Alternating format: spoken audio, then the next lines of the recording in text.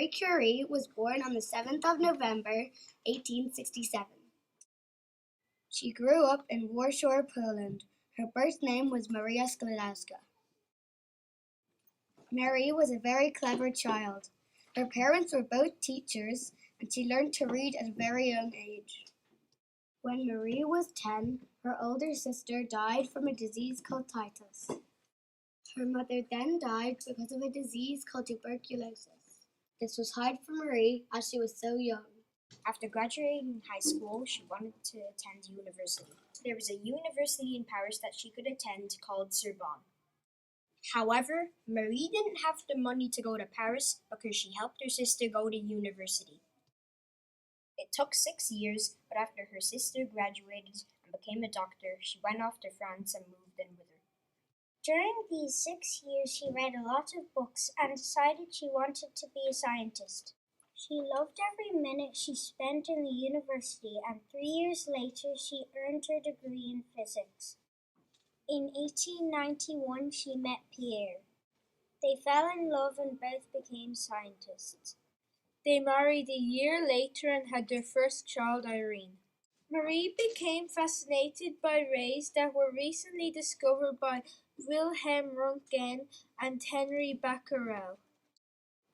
Wilhelm discovered X-rays, and Henry discovered rays coming from an element called uranium. Marie did experiments on these. One day, Marie was experimenting with a material called pitchblende.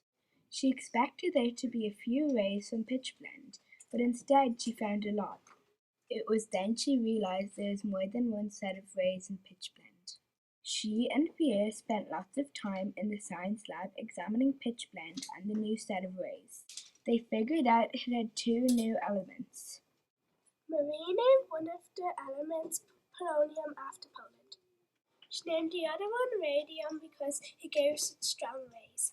Marie and Pierre used the term radioactivity to describe the rays that they discovered.